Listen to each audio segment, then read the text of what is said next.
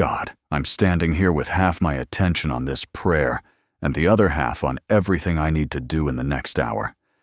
One shoe on, one shoe missing, phone lighting up, something in the kitchen beeping, and my mind already trying to skip ahead to traffic, deadlines, people, money, and whether I have the energy to deal with any of it. And before I run out the door, acting like today is one more thing I have to survive.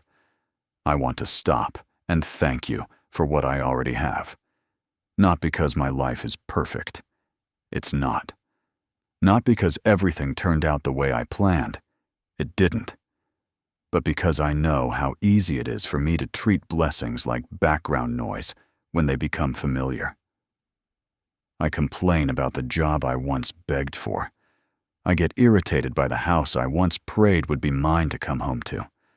I miss the beauty of having food, having shoes, having people to text, having lungs that still fill, having another chance to do better than I did yesterday. That's what I'm confessing this morning, God. Not just worry. Ingratitude. The quiet kind. The kind that doesn't look ugly at first because it hides inside normal sentences. I'm tired of this. I need more. Nothing ever changes.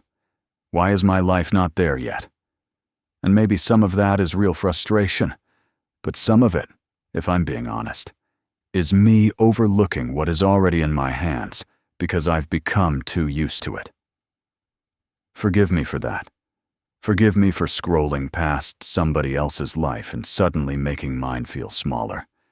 Forgive me for calling things not enough that somebody else would cry over receiving.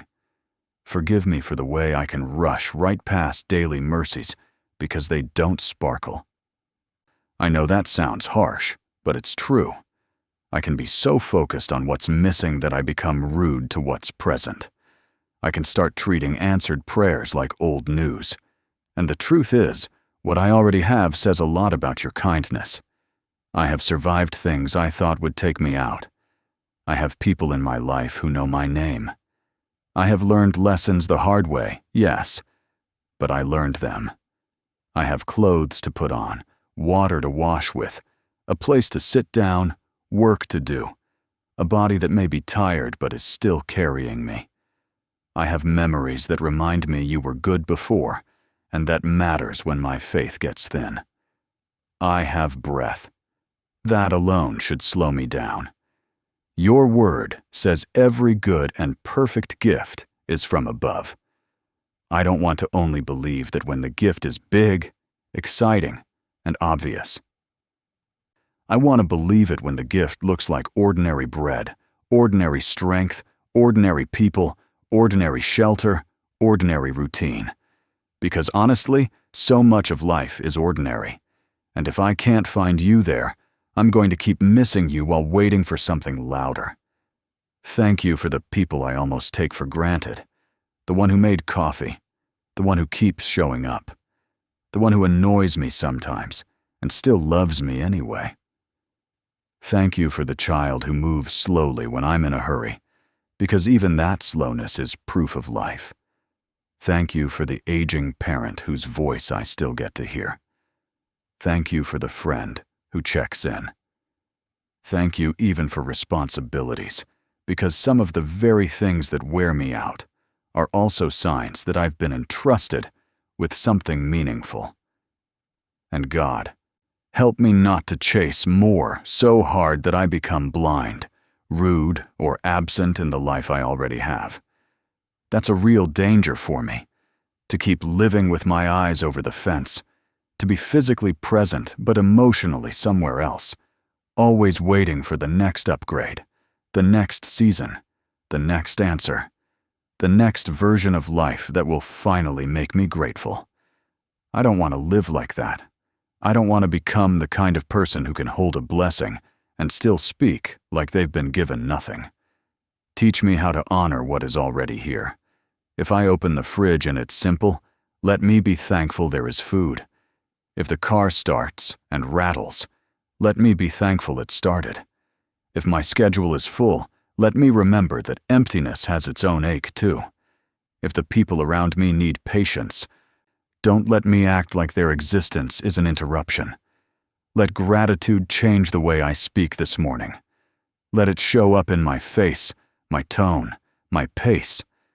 Let it make me less sharp, less entitled, less blind. And for the person praying this who feels almost guilty because gratitude feels hard right now, I understand that too.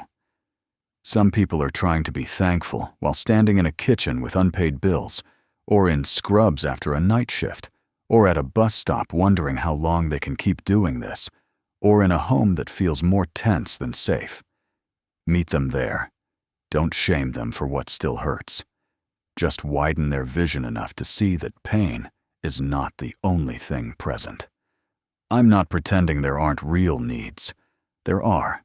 Real prayers still hanging in the air. Real problems that won't disappear because I said, thank you. But gratitude puts my feet on solid ground. It reminds me I'm not abandoned, not empty-handed, not starting this day from zero. So before I grab my keys, before I answer everybody else, before I start measuring my life against what I don't have, I want to say it clearly. Thank you. For what works, for what remains, for who stayed, for what I learned, for what you gave me that I almost missed because it came wrapped in routine. Let me walk into this day with open eyes and a cleaner heart. Let thankfulness make me kinder. Let it make me harder to shake. Let it remind me that a person can still need more and be deeply thankful for what is already here.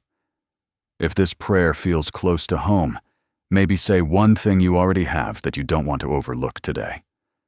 Sometimes naming it out loud changes the whole way you carry the day.